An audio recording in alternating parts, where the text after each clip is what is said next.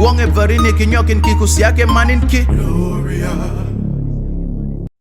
back to another edition of the AI Transformation Playbook podcast, where we explore what it really takes to help organizations become AI ready before they become AI driven.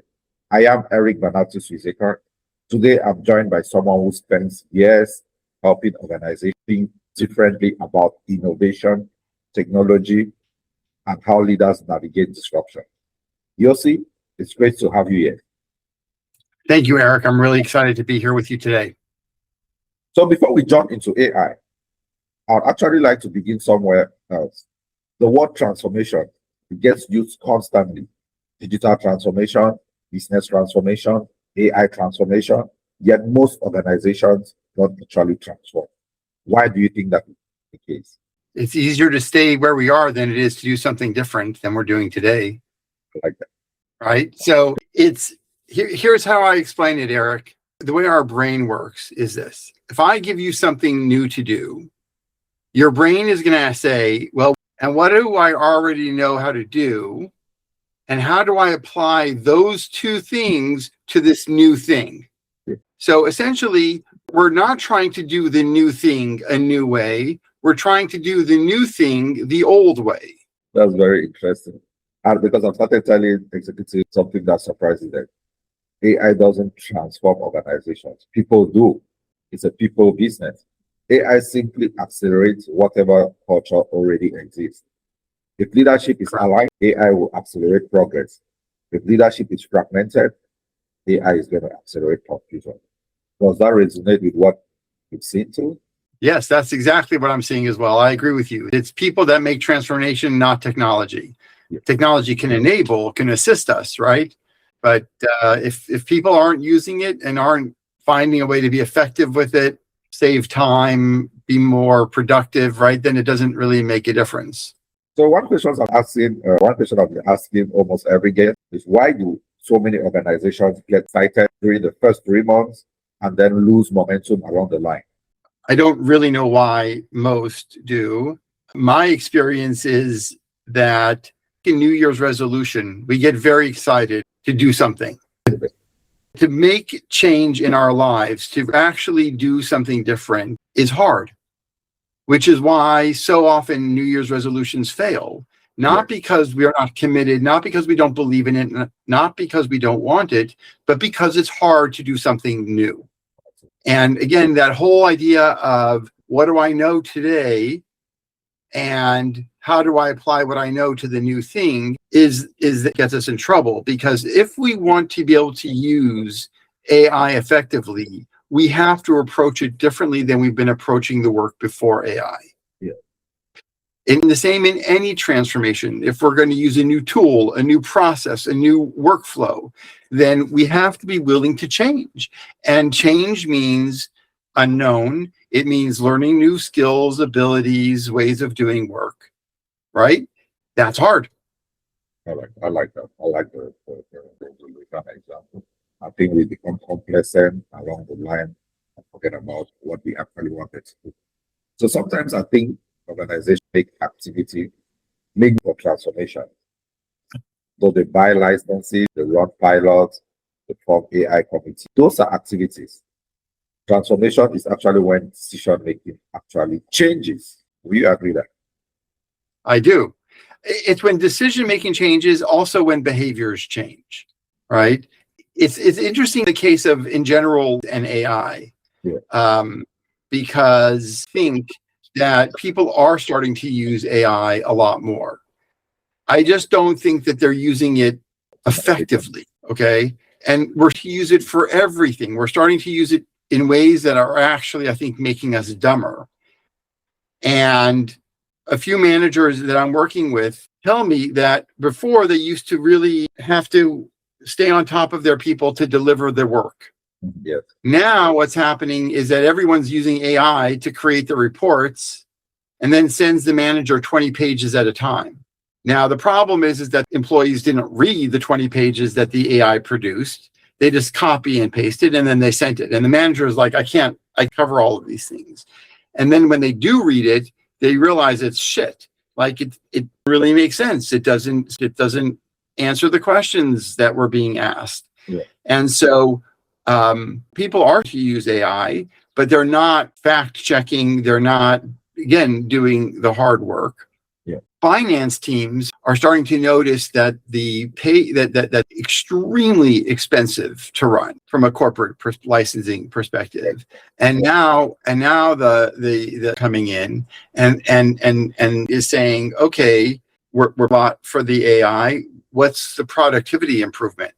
And that's what we're not seeing with AI, where in the not AI tools, we are often buying the licenses and they're not being used. That's very true. I think our leader, we explained how they actually buy some licenses and they read the licenses only when they go through their invoices and see that they have been charged for some licenses that they've not been using.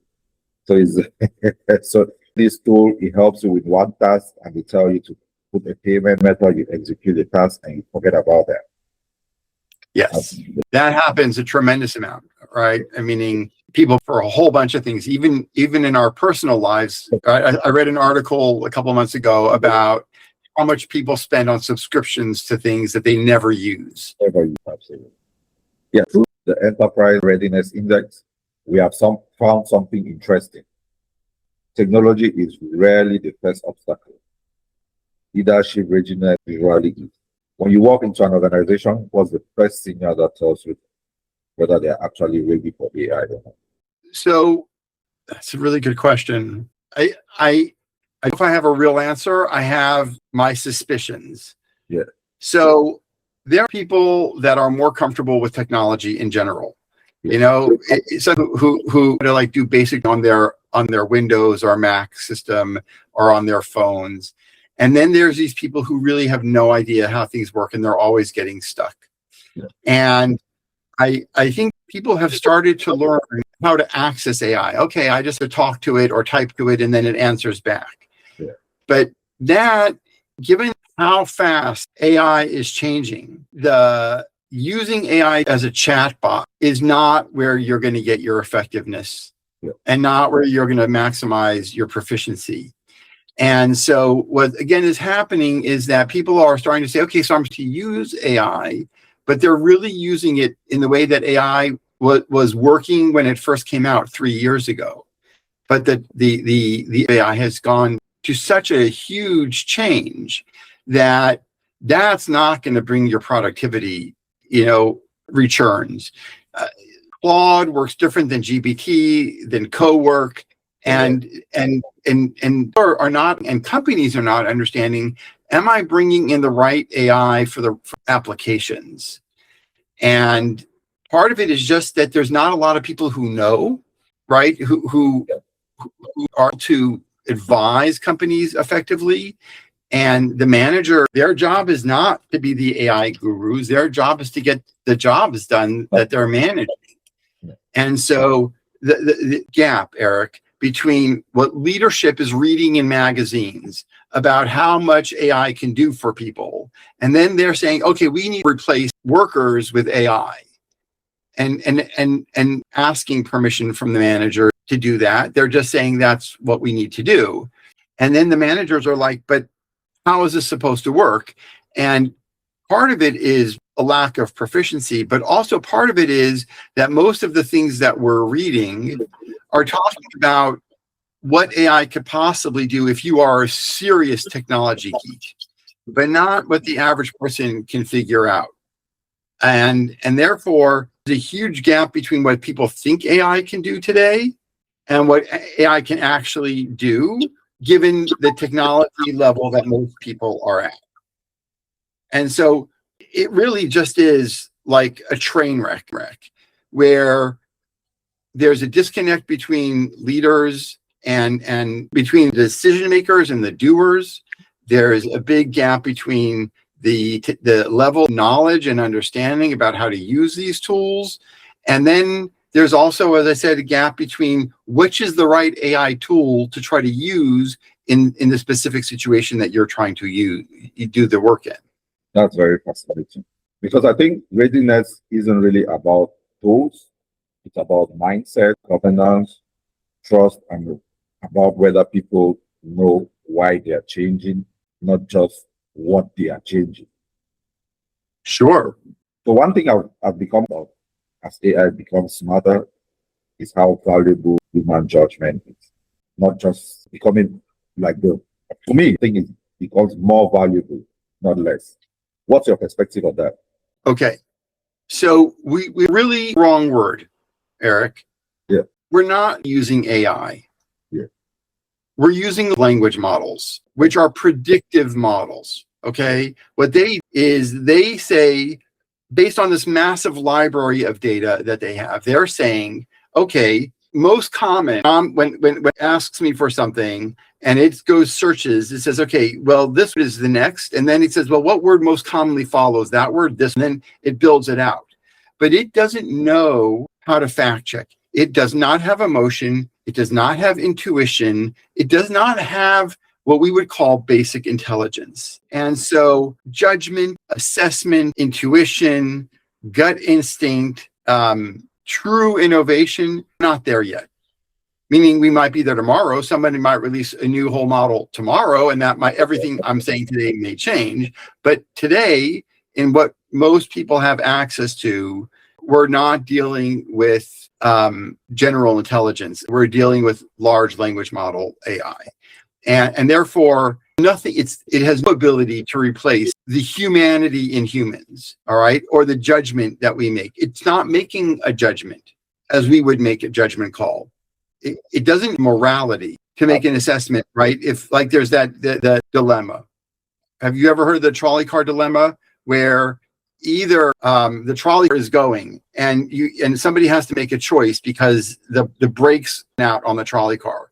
So either you let it go straight and any change it's going to kill 5 people, or you can pull a lever and change to a new track and it will only kill 1 person. But you have to make an active choice for it to kill that 1 person, right? Yeah. Now, a computer will make a logical decision based on numbers, but humans are going to make a decision based on a whole other set of variables that a computer doesn't have built into it, because we don't know how to put that into a computer yet. That's exactly what I think about. I don't think the large language models will be able to replace all the human attributes that you said. And let's say human leadership won't be able to replace it. I think it's raising the standard of leadership, though. Executives can no longer compete on information alone. They have to compete on most of those human attributes, judgment, intuition, to all the mentioned. Absolutely. Yes. It's challenged that knowledge is no longer our challenge. We have access to all the knowledge that we could possibly want. Absolutely. What we don't have is we don't have the capacity to process all the knowledge that's available. We don't really know how to search for the right knowledge. And then we don't necessarily know how to apply the knowledge either. Very important. I like that. I like to hear that. So let's talk about innovation. Everybody wants innovation. Very few organizations create environments where innovation actually happens. Well, first of all, I don't think that we all have an agreement on what the word innovation is, right? Is innovation an improvement on what already exists, or is it a whole change to what already exists? So I think that, first of all, there's a confusion where we use this one word, but we mean different things with it. And then just the 2 definitions that we've just talked about. But again, the same thing with any change. Innovation means change. It means doing something different than we're doing it today. And as soon as we do that, we hit the same problems we talked about in the beginning of the show, which is anytime we're doing something different than we're doing today, it's hard. Yeah. So that's, I think, again, that innovation is a difficult thing, because we don't necessarily know what we mean by it. We don't necessarily know what our leaders mean when they say it. And we don't necessarily know how to do it. So I've noticed something. The organizations moving faster with the large language models aren't necessarily the ones with the biggest budget. So they are the ones where experimental that feel safe, where curiosity is rewarded, where failure isn't polished. 5 years from now, what conversation do you think executives will start having? Wow, Eric, I have no idea, man. I have no idea. I don't even know what conversations we're going to be having in 6 months from now. Yeah. Meaning there are some predictions that we're on the brink of new capabilities. I a study by a number of professors who were doing testing on human sets, and they noticed that the more that we offload right thinking, decision making AI, we are at weakening our mental capability and capacity for those thought processes. So I think that no matter how advanced AI gets, if given just where it is today, if we continue to offload critical thinking skills and decision-making skills to the AI, the problem we're going to face is not how smart the AI is, but how dumb we are. And so if that's the case, if that's the road we go on, then we probably will be having less conversations in 5 years from now, because the AIs will be talking to each other and we won't be talking at all, which just scares me. Very scary. So having said that, what conversation do you think will become unavoidable? Well, I think one of the conversations that's going to become unavoidable is, do we want to get dumber or not? And I actually think that's going to be between parents and children more than anything else, and students. I think that the conversation is going to be about sustainability. Yeah. Right. If ourselves redundant, then who are we selling to? Who are we making products for? Right. I read a study that said right now AI takes up about 20% of the internet traffic. With the rise of AI agents, if things continue on that path, then I don't remember what it was saying, 2 years, 3 years from now, 80% of internet traffic will be AI agents talking to other AI agents and not people being in at all. So that means that, what are we going to do? I don't think that humans do well doing nothing. Yeah. Let we have a way to solve income, right? Because if we don't do anything, then we're not working. How do we, right? But let's say we somehow manage to solve income. What are we going to do if they're bored? So I think that there's going to come these conversations, and I don't think it's going to come from the governments, and it's not going to come from the technology companies who just want to make the money off of everybody.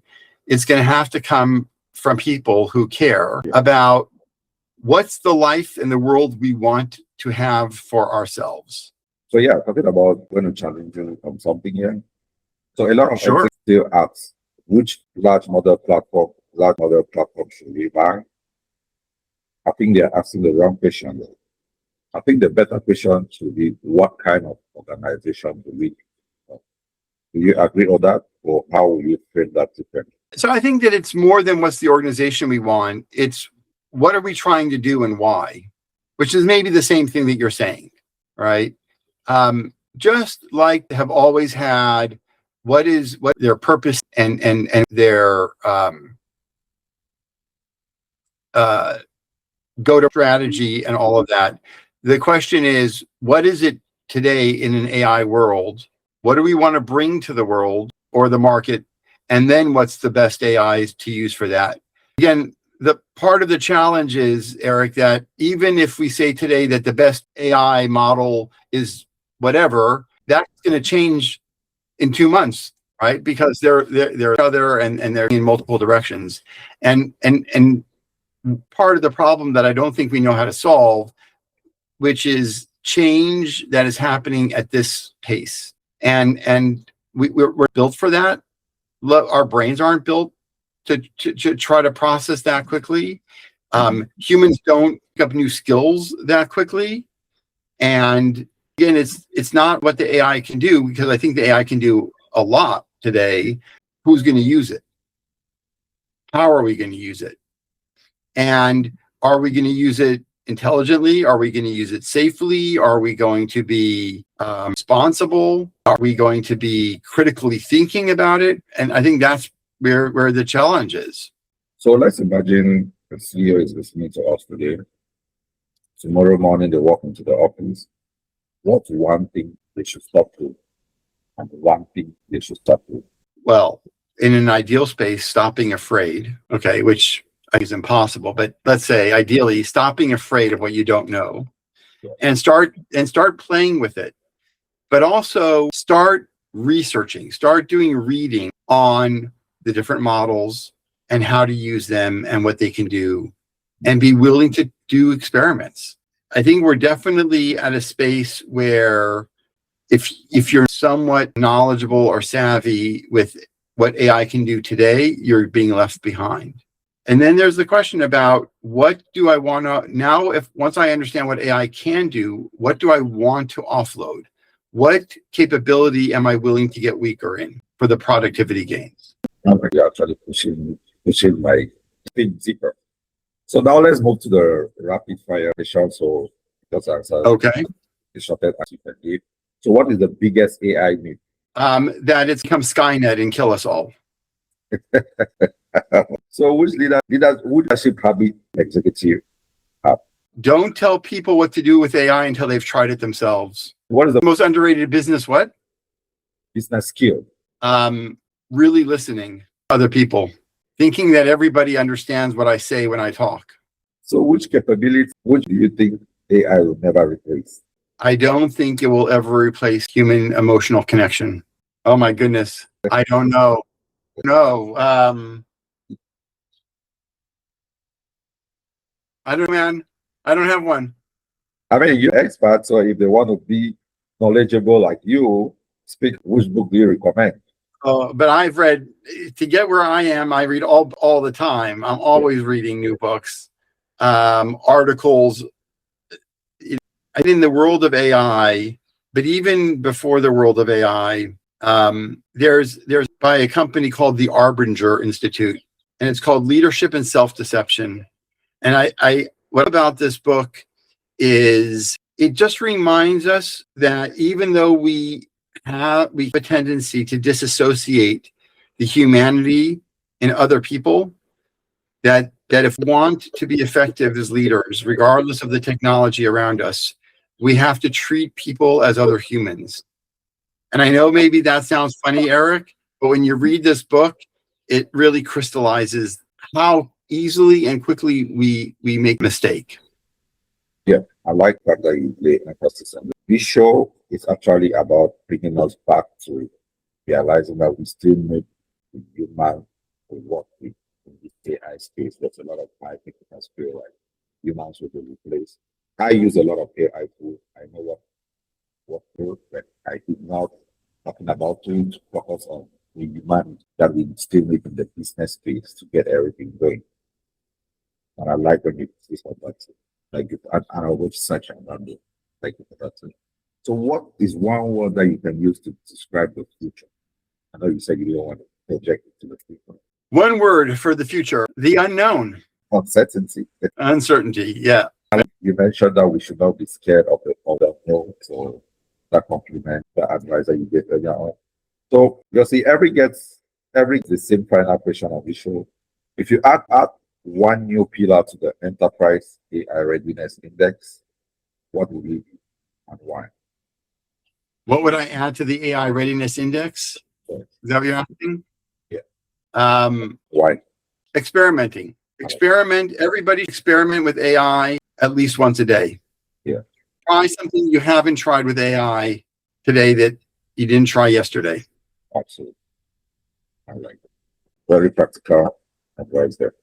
So imagine every CEO, founder, or board member is listening to us right now.